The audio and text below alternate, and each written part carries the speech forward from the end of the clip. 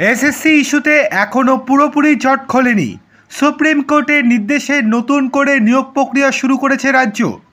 এর মধ্যে প্রাথমিক 32,000 চাকরি বাতিল মামলায় কলকাতা হাইকোর্টে অস্বস্তিতে প্রাথমিক শিক্ষা পর্ষদ তথা তৃণমূলের সাধারণ সম্পাদক অভিষেক বন্দ্যোপাধ্যায়।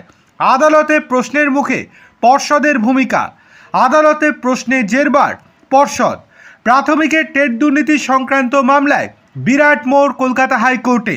প্রাথমিকের 32,000 মামলায় কলকাতা হাইকোর্টের ডিভিশন বেঞ্চে 5 প্রশ্নবাণে বিদ্ধ পর্ষদ।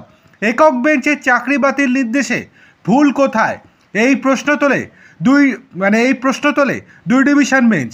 এই দিন মামলাকারী পক্ষের আইনজীবীরা কিভাবে এই নিয়োগ দুর্নীতি হয়েছে সেই নিয়ে আদালতে একাধিক দাবি করেন।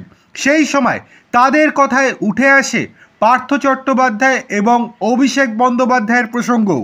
এই দুর্নীতিতে তৎকালীন রাজ্যের শিক্ষামন্ত্রী পার্থ চট্টোপাধ্যায়ের সঙ্গে তৃণমূল সাংসদ অভিষেক বন্দ্যোপাধ্যায়ের যোগসাজশ ছিল বলে জোরালো দাবি করেন তারা। মামলার শুনানিতে মামলাকারীদের পক্ষে সওয়াল করেন আইনজীবী বিকাশ রঞ্জন ভট্টাচার্য, ফিরদৌস শামীম, সুদীপ্ত দাশগুপ্তরা। বিচারপতি তপব্রত চক্রবর্তী এবং বিচারপতি ঋতব্রত কুমার মিত্রের বেঞ্চের প্রশ্ন, পুরুলিয়া, দক্ষিণ 24 পরগনা সহ বিভিন্ন জেলায় যোগ্য চাকরি প্রার্থীদের ছেড়ে অযোগ্যদের চাকরি নিয়ে অভিযোগ কেন? এই দিনের শুনানিতে উঠে আসে এস বসুরায় কোম্পানির প্রসঙ্গ। আদালতের প্রশ্ন, এই কোম্পানি কি শুধুই টেট 2014 পরিচালনা করেছে, নাকি নিয়োগ প্রক্রিয়া তো এদের ভূমিকা ছিল?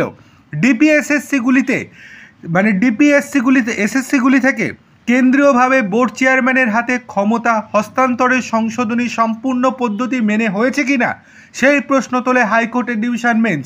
পাশাপাশি রাজ্যের অনুমোদন নিয়ে কি সেই সংশোধনী করা হয়েছিল, এই প্রশ্নও তোলা হয়। বুধবার এই সমস্ত বিষয়ে অবস্থান স্পষ্ট করার জন্য প্রাথমিক বোর্ডকে নির্দেশ দিয়েছে হাইকোর্ট। একই সাথে সিবিআই চার্জশিটে দুর্নীতি নিয়ে সওয়ালে যে অভিযোগ তোলা হয়েছে সেই বিষয়েও অবস্থান জানাতে হবে।